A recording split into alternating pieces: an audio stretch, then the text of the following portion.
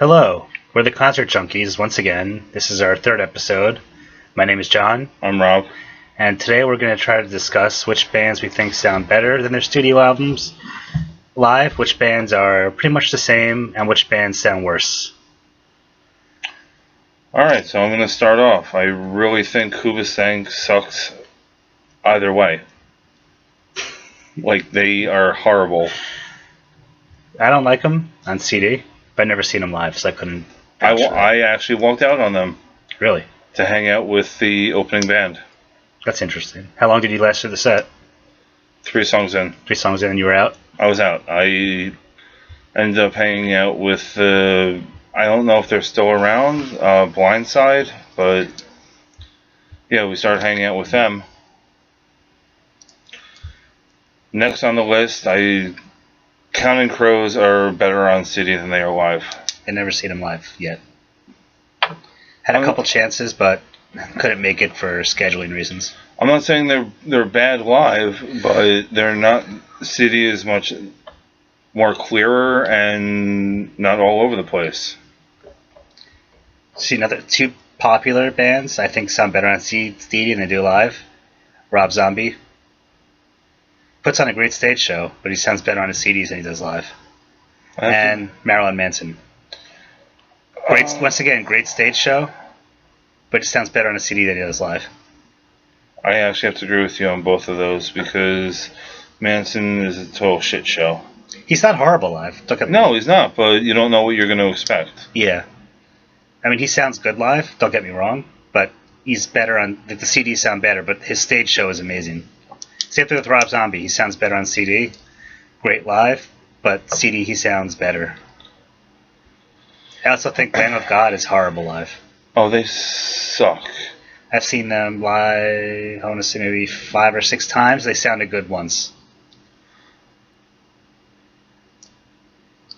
I think you've seen them live a few times too. Yeah, I saw them. They just played with Slayer the last show. Yeah, they didn't sound good. All you hear is guitars and there's no vocals and it just doesn't sound right and everything's all mixed weird. And I think they might be better on CD. I think so too. They're not. I mean, that's why I brought it up. You suck shit. Anti-Flag. I think they're better on CD than live whatsoever. Like the stage show was not. I'm not saying I had a horrible time. It just wasn't. They weren't more fan based. Here's more political. Here's another band that sounds worse live on stage than doing their CDs. Motley Crue. Vince Neil doesn't sound good as a live singer. You can tell it's all worked up in the studio because when he's singing live, it just doesn't sound good at all. Agree? Disagree? I don't think Vince Neil sounds good as a vocalist. No, I don't really think he's that good either way, but you can tell in the studio they work it up because when he's singing live, it sounds nothing like the way he sounds on his CDs. I've seen a ton of bands that sound pretty much the same as they do on their CDs, like AC/DC and so many of them, like Poison, Def Leppard. Wouldn't say they sound better or worse. They sound like pretty similar to the CD. Slayer, Megadeth. Huge list. I can go on and on. Aerosmith. Another band that I think is better on CD is Deftones. I know I'm probably going to hear a lot of shit for that one, but yeah, I think they're better on CD than they are live. Yeah, it sounds better live though than on the CD? Oh. Metallica. And so does Ghost. The band Ghost, they sound great stage show. They sound amazing live. Like, you would want to see them live before you listen to the CD to get ready to see them live. Because they're a live band. Not that I'm a huge fan, but Korn both. I mean, CD or performance. That they're both dead on. I think Korn, it depends on the venue. Okay, well, So when they played in a small club, they sounded amazing. They play in like the larger like amphitheaters. The sound doesn't sound right. Disturbed, not so great in a small venue, but great in a large venue. yeah, I saw them at Birch Hill. They weren't. Like, I mean, it was a hell of a show, but We saw them in Atlantic City at the Hard Rock in Atlantic City a long time ago. Didn't sound so good. We saw them at PNC in the amphitheater, and it sounded amazing. For some bands, it depends on the venue too. Some bands sound better in a club. Some bands sound better in an open amphitheater or an arena. Like Korn, I think Korn sounds better in a club than they do in the amphitheaters or the arenas. either way, you know I'm going to be there. But it's, what do you call it? Yeah, honestly, the majority of the things, it really depends on the venue, because it might not sound right, or it's an off day, or whatever the case may be, but I've hardly ever walked out of a show, except for Hoobastank. I think that's the only show I've walked out on. Walked out on tribute bands, but that's a different story. No, I'm saying like tickets that were actually bought. I forget if I walked out on anybody else besides that. I've never walked out on anybody except for them that, what do you call it, I actually bought a ticket. Yeah, I mean, if I bought a ticket, I'm probably going to try I'm to stick staying around. through everything.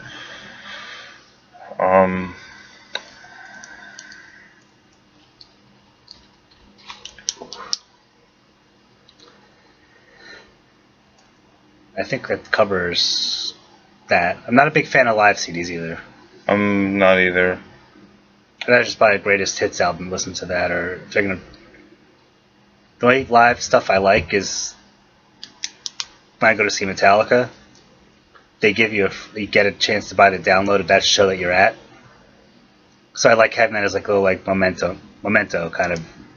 Like all the shows I've been to, I have a download of that show. So I have downloaded when they played the Orion Festival. They played Escape for the only time ever live. I had that recording on my iPod. Well, So it's kind of cool if you get the download of the show you were at. There's only like 2 live albums I actually enjoyed. Which ones are those? Nirvana and it's Nirvana New York MTV, I think. MTV Unplugged. Unplugged. And the Korn Unplugged live. I think there's the only. Yeah, I don't need to hear clapping and yelling through when I'm trying to listen to it. I think those are the only two that I enjoyed. I like Live Shipment and Purge by Metallica. Oh, to go back to our topic again, it just hit me. Primus. I seem better on CD. I don't think they're good live. I mean, I don't think their stage show is anything to write home about. I can't agree or disagree. I've seen them once on TV. Never got a chance to see them live. Clutch is a great live band. I don't know if I've seen them or not. I don't remember at all. Yeah, Clutch I like live. They're about the same though as CD and live though. That's like one of those bands that you go and see live and like, yeah, they were awesome, and you go to the CD, yeah, it sounds like the CD. Which is what you want. You want it to sound like the recording on the CD, at the very least. You don't want it to sound worse, because if it sounds worse, you're kind of getting gypped, in my opinion. Yeah, I don't know, there's plenty of bands that really, what we said again, the venue and other things that are key factors and everything that might change. Depends on who's doing the soundboard that day too. Or what kind of mood the band's in. Yeah. Because if they're going on, that's the last day of their tour, they're not going to go as harder as they should. They should. Or they should go as hard as they can every night. Okay, I know there's a lot of key factors on what we're talking about. Oh, another band that's really good live. 6 a.m.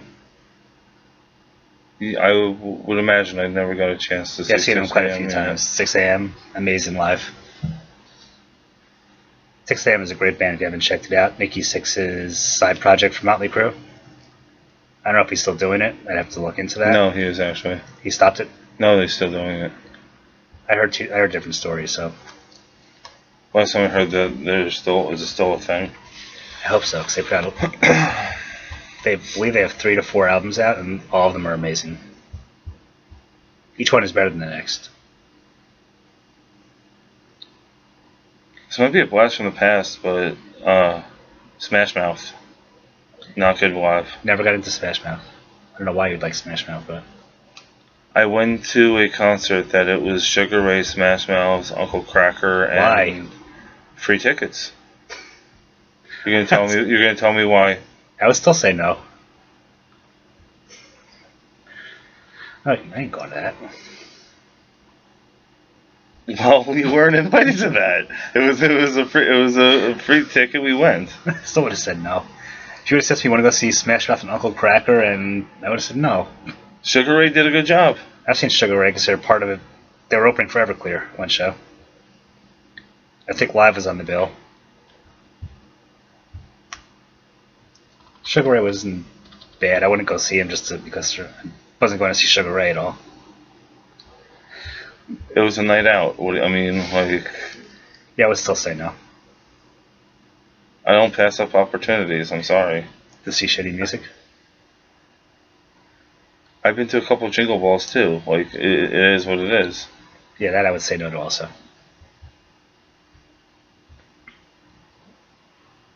What I said earlier, you say concert, I say where, and if there's like 3 people on the bill that I really enjoy, I'm gonna go. Oh, another band that just sucks just in general, Bowling for Soup. They were, I mean, if there was a way for me to leave, I would have left. Why? Why did I go see them, or why? Why?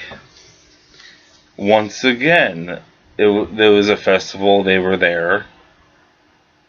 No, sorry, it wasn't a festival. I think it was a Jingle Ball or something like that. Yeah, like they were. Not my taste. If it's your taste, it is. But that's not my taste. I'm just saying people in general. It's not anything that I would. If they're playing again anytime soon, I'm not going to say, "Oh, John, let's go." No, it's not going to happen. You know what I would say? I know I suck shit. I know. Yeah. I said, find somebody. Ask Alex or somebody. Yes, Mr. Cartelli. He'd probably say no. Also. I put money on it. He would say no. He's a smart man, that Alex. Yes, he is.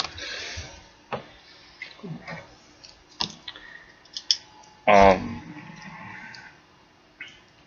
you have anything else? I'm trying to think of anybody else that was like. Soilwork sounds good live. In this moment.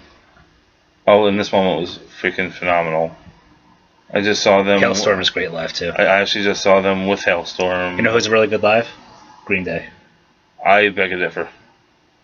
See, I think you're no, I think they suck shit, actually. No, they're actually really good. And they're really good live. I've seen them a couple times. After Dookie, it just... I don't know. I just can't get into it. I'm not going to wake you up when September ends. I'm sorry. I'm not going to do it. You can sleep until fucking Christmas, all I give a shit. I'm not going to wake you up. No. I stopped liking them, and then I went to a concert with Nick. It's like, I want to relive my high school days and go see Green Day. And they played some of the new... I mean, they played for like 3.5 hours, and it was amazing. I was like, oh, it got me back into Green Day. Then I saw them at Starline Ballroom in the club. I got in because I had my season pass. I didn't have to buy tickets for it, which was like, $1 million. That's always a good thing. Yeah. And no, they sounded really good in the club too. It was an amazing show. I'm sorry, after Dookie, they just fell off to me. You are Dookie. Anyway, so we are going to see Jim Breuer, and Jim Breuer, as a comedian, also a metalhead. He's done some great... I saw him once, and he was great live. I've never seen him live yet, but he's fucking hysterical. You're gonna like him. Hysterical. At the Orion Festival with Metallica, that's where I saw Jim Breuer, and He was hysterical. I wonder if he's gonna have his band. He had his band with him, so he played some songs. But the day before the Metallica show, he's at another venue in Philly. I don't remember the name of it, so I don't know if he has his band with him or not. I think he's just doing solos, like him by himself. I don't want to say the wrong name of the venue, so I'm not gonna chime in. I think it's where the Fillmore. Oh yes, it is. Think about it. It is a Fillmore. Smart. Yeah. That's so much. You suck shit. All right then. I actually used to like them back in the day, and Green Day? No, not at all. Jim Breuer? I still love Jim Breuer. No, Limp Bizkit. Horrible. Why? Again, why? When they first came out. They still suck shit when they came out. When they first came out. They were just, I seen video and everything. They just played, what do you call it, at Camden. What's the name of that venue? Now it's the BB&T Pavilion. Yeah, the festival that was yesterday. Rock Allegiance? Yeah, people walked out. And I think they were the headliners. I saw him in 2000 at the Tattoo the Earth tour when they were with Metallica, and when he was walking around the edge of the stadium, people were just yelling, "Keep walking, go home." That was back in their prime. People were yelling at him to just keep walking and go home. Nobody likes them. I saw them 3 times they were in different, and I had to see them because if I didn't get in there to see early enough, I wouldn't have gotten as close to the stage as I did for Metallica, so I had to get in there early to see them. Because I had general admission at the stadium on the floor, so you have to get in early enough to get a good spot. Was that with I think you were at that show before. Yes, I was. It was, what do you call it? It was Deftones, Mudvayne, Metallica, Linkin Park, and Limp Bizkit. Then I was at the first. That's when people were yelling at Fred Durst. He got up on like the wall, separates the floor from the seats, and he started walking around the wall and singing, and people were just yelling at him, keep going, go down the aisle, go home, get the hell out of here. He was on a, that was in the prime. That was right in their prime too. People were yelling at him to go home. He was on a surfboard or something, crowd surfing. It wasn't. Maybe that was at the Family Values tour. I'm not sure. Yeah, at the Tattoo of the Earth, he walked the wall. People were yelling at him to just keep walking and get out and walk down the aisle and go home. The first time I actually saw them was the first Family Values tour. Linkin Park sounded good live though. Yes, they did. That I can say they sounded good. Limp Bizkit, horrible. CD, radio, live, everything horrible. Yeah, it's not Fred Durst can take his red hat and shove it up his ass. Shove it up his ass. Keep rolling, baby. Keep rolling. Keep on rolling. I don't know why The Undertaker took that song for his theme song. I have no idea. It disappointed me so much when he did that. His biker stage. Anyway. I think that covers our diatribe on live bands, and there's been so many that we'd be here for days. We'll be here for at least 3 hours discussing live music. Those are some of the highlights and lowlights and midlights. And why did they ever come back to music? Limp Bizkit. Maybe they were out of $2 bills. Was it $3 bills? Was it? I know they did. Yeah, I remember that. Was it $2 bill or $3 bill, that song? I don't remember. I don't listen to them. You're the idiot who listened to them, so you would know. There's a lot of... You can't tell me there's a lot of things that you haven't listened to that you're not, per se, proud of, but at that time, that was what was going on, and... I don't follow the crowd. Different times. Typo negative. There you go. Sounded good early on in their career. Towards the end, not so great. I saw them around like October Rust when that came out, and Bloody Kisses in that time era. Sounded awesome, amazing live. And I saw them towards the end of their career, kind of like right before Peter Steele's death, like a couple years before that, and it didn't sound so good. Just thought of it. Static X was amazing live. I'm sure I've seen them before in an Ozfest somewhere. I still remember it. I was at Croc Rock in Allentown, Pennsylvania. Amazing show. They were playing with El Nino, and I believe, yeah, it was El Nino and Static X. El Nino's not that bad live. No, I love them live. I've seen them a couple times.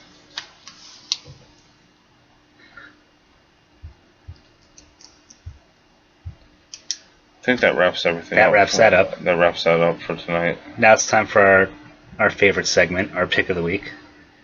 And I'll let Robbie go first here. I will shank you later for that one.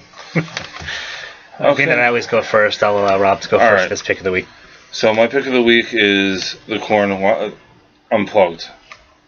It's kind of being shiny and bright. Shiny and bright. A little closer. There's There. Okay, that must be It's a little clearer. A little more clearer.